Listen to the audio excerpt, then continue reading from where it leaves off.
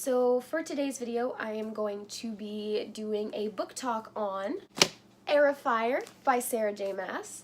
So it's happened. I continued on with the series. One of my 2018 resolutions was to finish the Throne of Glass series, and by the end of 2018 I only managed to get through my reread of Throne of Glass.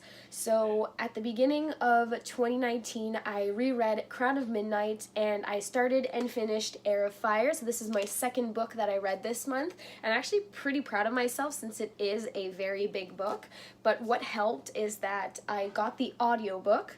That's something else I'm going to address in a separate video. I have a newfound love for audiobooks, so I'm going to share all of that with you guys in a separate video.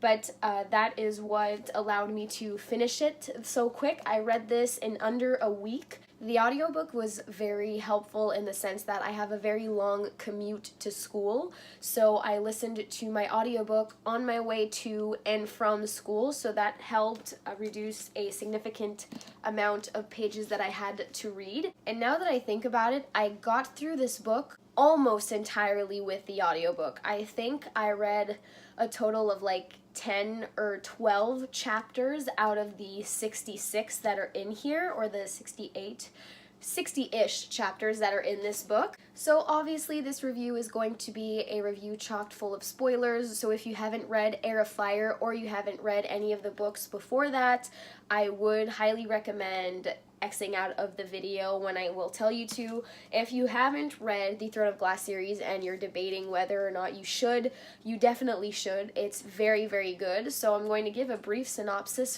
for the first book, which is Throne of Glass. So in the first book, we meet Selena, who is an 18-year-old assassin, and she's in the Endovier slave camp, and she is brought to the Empire where the King of Ardalan rules. So she's brought there to face other criminals, other assassins, thieves, and all that in a competition to become the king's champion. So she joins that competition in order to get her freedom back. So the first book is her journey through all of the trials and all of the tests until she comes at the very end of the competition. It's a very, very good book. I also have a review for that one, but it dates back to 2 years ago-ish, I think, and it's pretty cringy. So I'm warning you if you do go ahead and watch that, but I do recommend you read Throne of Glass and then you read Crown of Midnight and then Heir of Fire, so you can come back to this book talk and talk about this one with me. If you're curious, my rating for this book is 5 stars. It was that good, so I really highly recommend you to go read it. So go read it and then come back. Alright, bye non-spoilery people. Alright. So before we start, I want to say please excuse the horrid lighting. It's just that I finished Heir of Fire 2 days ago, and I really wanted to film this book talk as soon as possible so I wouldn't start forgetting anything, and I haven't had a chance in the past few days to record the book talk until now, and it's 10 p.m. at night on a Sunday night, so the lighting is an outdoor lighting. It's my crappy, very, very bright indoor lighting, so I'm sorry about that, but I really had to film this as quickly as I could because I have so many thoughts in my head that I have to get out. Because this book was just, it was so good. It blew my mind, made me cry, made me laugh, so I didn't want to forget any of the details that I wanted to discuss with you guys, so I had to film it as quickly as I could. And true to myself, in my book talks, I compiled a list of things that I wanted to discuss with you guys. So without further ado, I'm going to get into those topics. So my general thoughts for this book: it's my favorite in the series so far, but mind you, I've only read the first 3. I'm currently reading The Assassin's Blade though, and I really like that so far, but it's just a collection of novellas, so it's not really advancing this story in particular. Like, it's giving us a sense of who Selena was before she was captured and brought to Endovier, but it doesn't really connect with what I'm reading so far. But I've been told by some Bookstagram friends that I really absolutely had to read The Assassin's Blade before either Queen of Shadows or Empire of Storms, because there are details in that book that I really need to know before I read the rest of the series. So I finished that one and immediately started The Assassin's Blade, so I feel like I don't know how it'll connect into the story yet, but I'm excited to find out though. But yes, so far Heir of Fire is my favorite book in the series. It made me feel so many feels. So Heir of Fire is separated into 2 parts, and I'm going to be honest, I had a lot of trouble getting into the story because I feel like where Crown of Midnight left us off, it was kind of like heavy topics and all of that, you know, with Selena abandoning Dorian and Kale. Well, not really abandoning, but like she had no choice to leave, and the reason behind her departure and all of that. So it was kind of like a heavy ending to Crown of Midnight.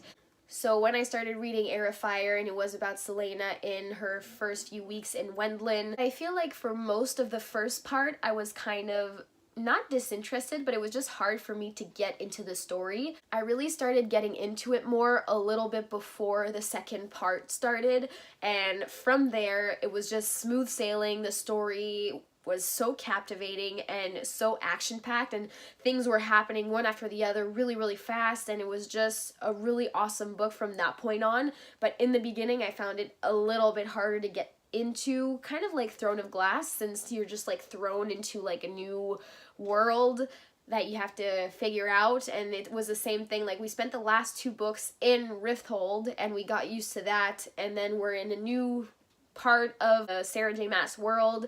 We're in Wendlin, so we had to get used to that. One thing that I really did like in this book was Selena's character development. I feel like when we first started reading from her, she was a very disinterested character. She didn't care about anything really anymore. Crown of Midnight ended with Selena pretty broken. You know, Nehemia had died, her relationship with Kale didn't work out in the end, and she ended up leaving for Wendlin. So I feel like that had a huge part to play in her, like, her disinterest for everything. She just wanted to get her mission done as fast as she could, and I mean, I understood she had a lot of stuff going on and a lot of stuff happened to her. I think that's also why it was hard for me to get into the book at first, because of Selena's attitude. I have loved Selena since book 1, but I felt like at the beginning she was a lot harder to love because of all of that. But when Selena was brought to that fairy training place, don't really remember what it's called. It's like Mist something, Mist Wall, Mist Born, Mist... Anyway, it's Mist something. But I'm going to leave it here when I eventually find it. But when she was brought there after Queen Maeve had sent her and Rowan there, before being granted access to Doranel, I feel like when she reached there up until the end of the book, she had a huge character development. You know, life had really gotten her down, but as soon as she started training with Rowan, he kind of broke her defenses down little bit by little bit, and I feel like from that point on until the end, her character just got 1,000 times better. She went from someone who fled her past and was scared of it, to someone who embraced it, and to someone who wanted to take up the role that she left behind for the people that she deserted. I say left behind, but we're gonna be honest, she was like 8 when all of that happened, so of course no one could expect her to, you know, get into the role of heir of Terrasen that fast. But I feel like as soon as she started to accept her Fae heritage and to accept the fact that she had very powerful magic, and also accept the fact that Lady Marian had sacrificed her life for hers, and she felt bad because she feels like she's not doing anything with her life and that her sacrifice was in vain. Like, I feel at that point is really when she decided, you know what? No, not anymore. I'm not going to sit in a corner and let my kingdom suffer. I'm going to stand up to the king of Ardalan, who is a dictator. Let's be honest about that. So that's it for Selena's character. I'm loving the development that she went through in this book, and I'm really excited to see how that development is going to make her a better warrior for her people in the next books. So I'm really excited to see that. So the next thing I want to talk about is Dorian. So first off, his magic. We learned in Crown of Midnight that Dorian does have magic, and that he has magic because his dad has magic. In this book, he has quite a few outbursts of it, and he's trying to get it under control, but doesn't really know how. And the person that was supposed to help him with that was Nehemia, but she was assassinated. So he's kind of faced with this problem and doesn't really know what to do about it. But then, as fate would have it, he meets Sorsha. I don't know if you guys liked Sorsha, but I didn't. As soon as she was introduced, I had a feeling that she was going to be a problem, and turns out that I was right. I'm going to return to Sorsha later, but that's another thing, their relationship. Every time I read a chapter that had Dorian and Sorsha, it was like, no, I do not like this. I don't like it at all. At first, in book 1, I was Team Dorian. Book 2, I switched sides and I was Team Chaol, and now I don't know. Now I feel like Dorian is a lost and broken soul that kind of matches Celaena's, so I feel like that might end up happening in the end. I don't really think there's a chance for Chaol anymore. I mean, I like the idea of Celaena and Chaol together because they're just so similar in the way that they both like physical combat, they both have had tough childhoods and tough parents. Well, I mean, no one beats a tough parent like Dorian's dad, but I mean, they kind of related to each other in that sense, but I feel like there's no chance at all for Chaol anymore, because at the end of the book, when the whole battle was done and that the book was coming to a close, Celaena took off the amethyst ring that Chaol had given her on Sam Heughan, I think it was, either Sam Heughan or Yulmus, one or the other.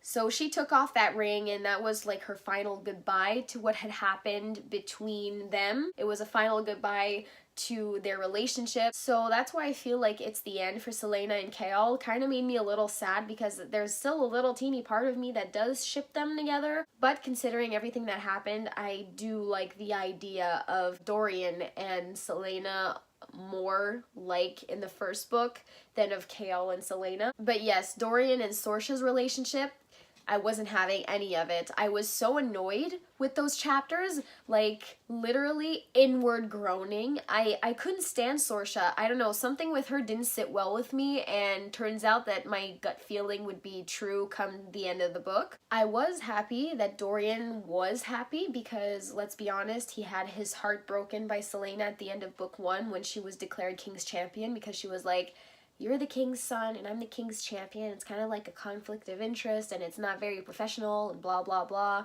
So he had his heart broken by her, and then he had his heart broken even more when he saw what was going on between his best friend and his ex.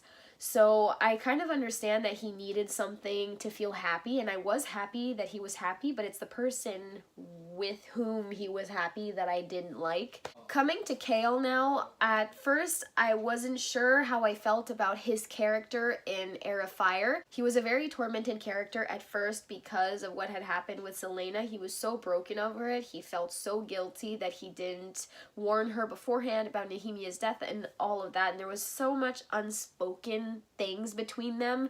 It was just rough for them being apart after all of that and without any explanations to each other.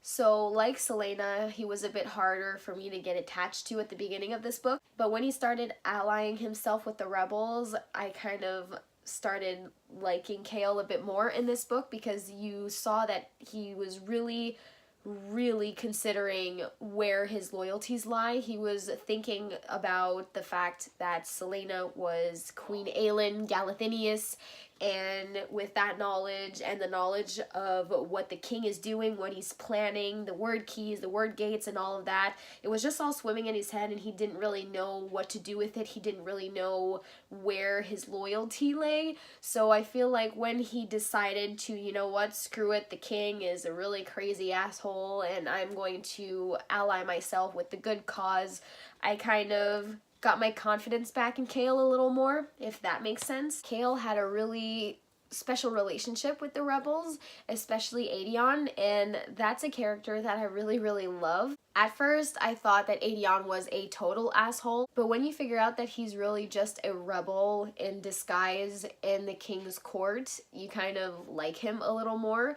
and the growing friendship between Aedion and Chaol was something that I was really happy to see. Because of everything that happened with Celaena and with Dorian, I felt like Chaol needed this. He needed someone that he could relate to, and he also needed someone who he could tell all of the information that Celaena had dumped on him before leaving to Wendlin. So I really liked the fact that Aedion and Chaol got close in this book, and until the very end they were like close like this.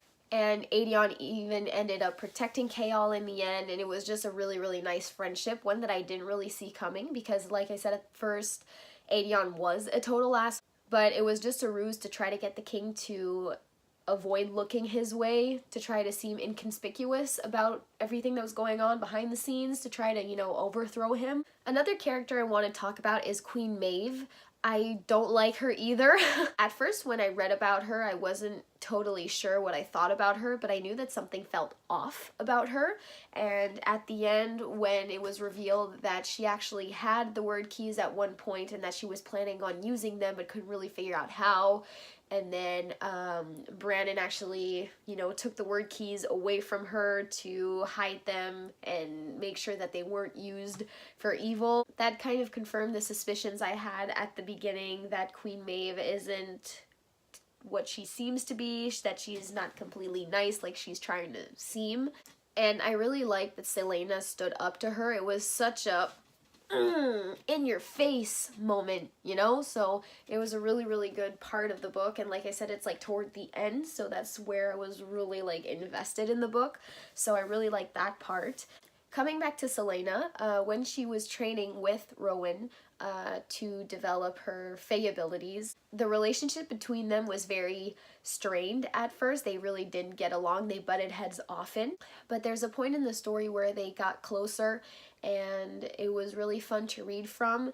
At first, I didn't really know where it was going. Like, is it going to be a romantic thing? Is it going to be platonic? But it turns out it is just platonic, and the type of relationship that they have, I kind of want to compare it to Parabatai from Cassandra Clare's Shadowhunter world.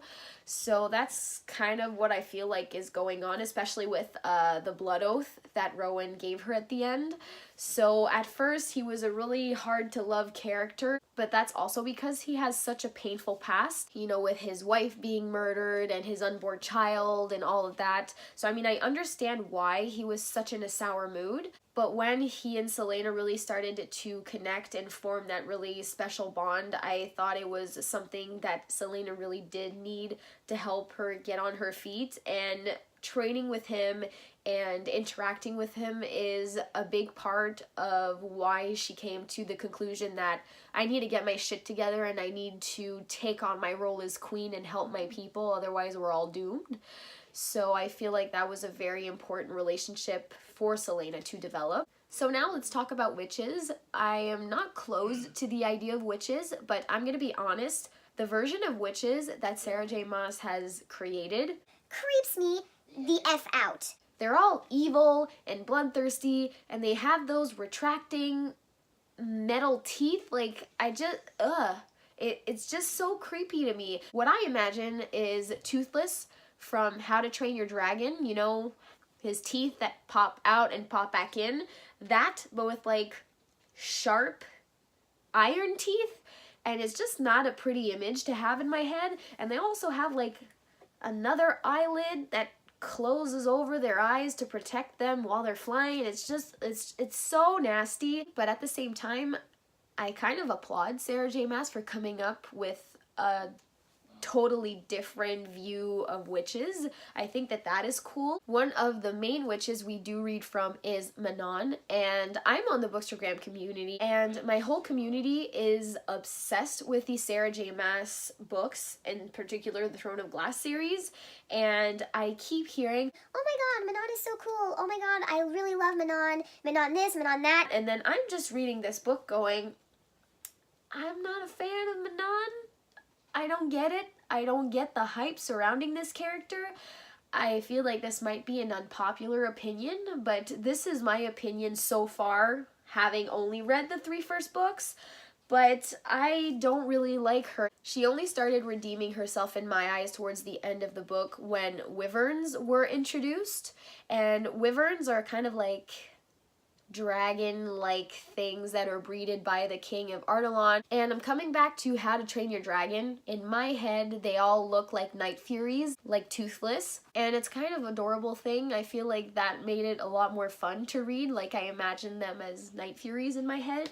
But when those wyverns were introduced, I feel like they humanized the witches a lot more, because they had to, you know, pick a wyvern that they felt attracted to, attached to. And I feel like them having to choose a wyvern made them care for the wyvern they chose. So I feel like that humanized them a little bit more, and Manon more than her other witch sisters.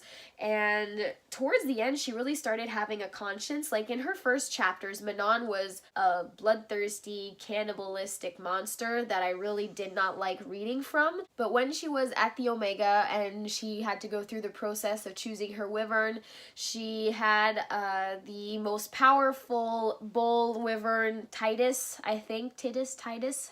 I don't remember completely what his name is, but I think that's what it is. She was supposed to have Titus, and Titus ends up fighting Abraxos, which is the kind of sacrifice wyvern, the one who wasn't strong enough to make the ranks. And I was honestly surprised that Abraxos ended up beating Titus, and not only beating him, but like beating him to a pulp to the point where he was dying. That completely surprised me, and Manon kind of related on a personal level to Abraxos, so she ended up picking him. And I feel like they had a really special bond, and that bond is really what started the whole conscience process for Manon. So she chose Abraxos over Titus.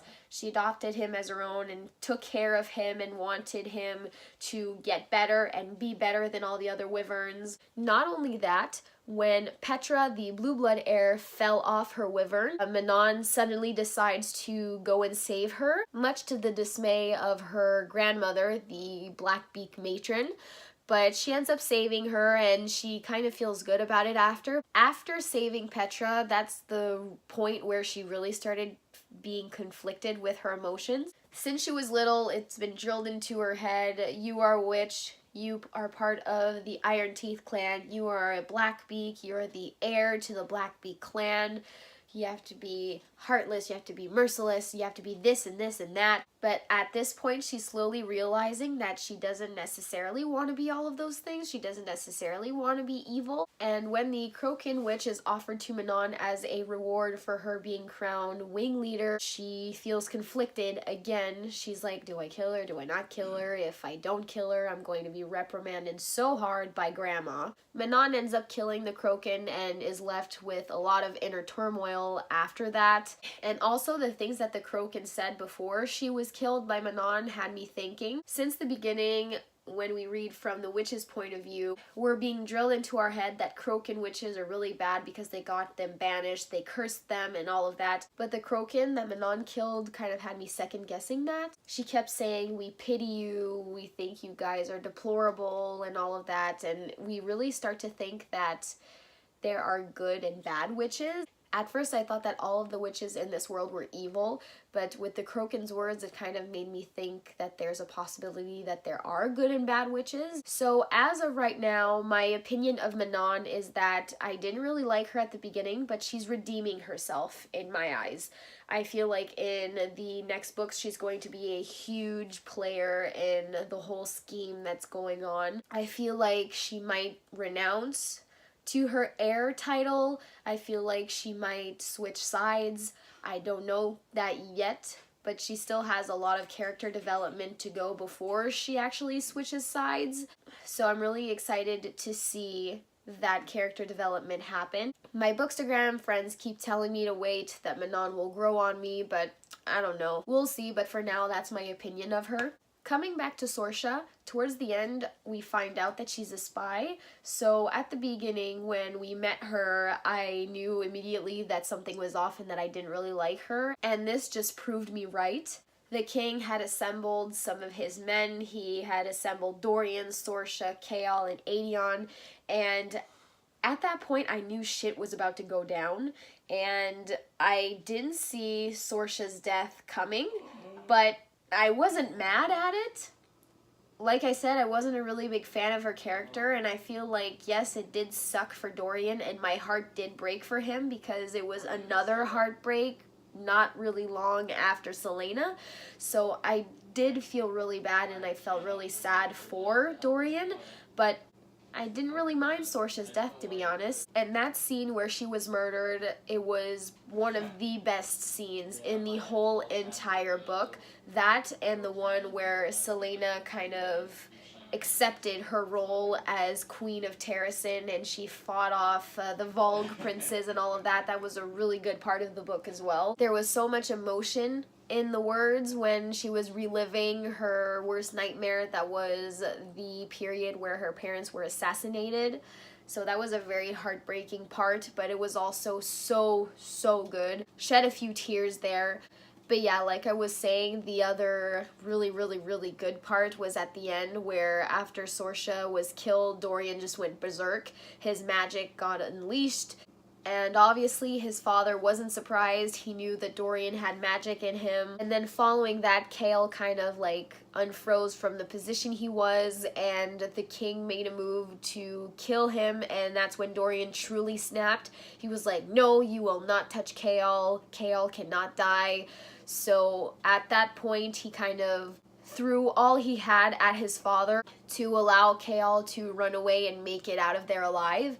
Aedion had confessed to treason basically and was brought to the dungeons, and that's a scene that I'm very excited to see in the next book in Queen of Shadows when Selena comes back to Rifthold. It's no secret that Selena and Aedion have a very deep bond and that they truly do love each other a lot, even though they haven't seen each other in quite a long time. But as soon as Selena gets word that Aedion is to be executed for treason, oh boy, I do not want to be on the other end of that blade. Whew.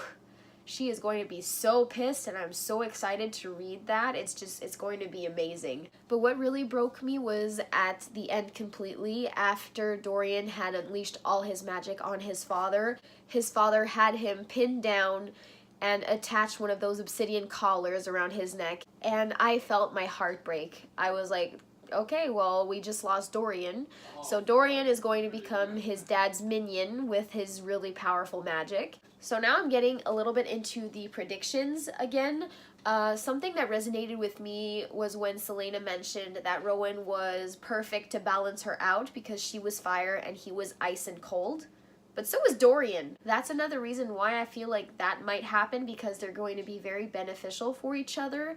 You know, be able to extinguish one another and calm them down when their magic gets like too explosive. And I'm also excited for when Selena is going to come back to Rifthold and face Dorian. He's going to be a mindless minion for his father, and Selena, I feel like that's going to piss her off so much. I just can't wait until she faces off against Dorian and tries to, you know, bring him back, convince him that this isn't him and all of that. And the moment where Dorian's going to snap out of it is going to be an awesome moment. If you can't tell, I'm super excited for Queen of Shadows. I'm trying to read the Assassin's Blade as fast as I can. I feel like I'll be done with it either tomorrow or after tomorrow. I actually have the whole entire series in audiobook form, so I listen to that in the car and during my commute to school, so I feel like that'll help. But I'm super excited to get to Queen of Shadows. I have so many feels inside my heart, and I have so many thoughts inside my head. At least a little bit of those thoughts are like shared with you guys and in the form of a video, but I still have a lot of thoughts raging around in my head, and thankfully I have some friends on Bookstagram who I can talk about it with, but I just can't wait for Queen of Shadows. So that's my review for Heir of Fire. I really hope that you guys enjoyed this book talk. Let me know what you thought about it in the comments down below, or private message me so we don't spoil anyone in the comments. I would be really curious to see what your thoughts on it are. Like I said, I'm super excited for Queen of Shadows. I feel like it's going to be an amazing installment in this series. If you enjoyed this book talk, don't forget to let me know by giving the video a big thumbs up, and also don't forget to click the button down below to subscribe to support my channel, and you can also hit the bell at the same time if you want to be aware of when I upload. I want to thank you guys for watching, and I will see you guys in my next video. Bye guys!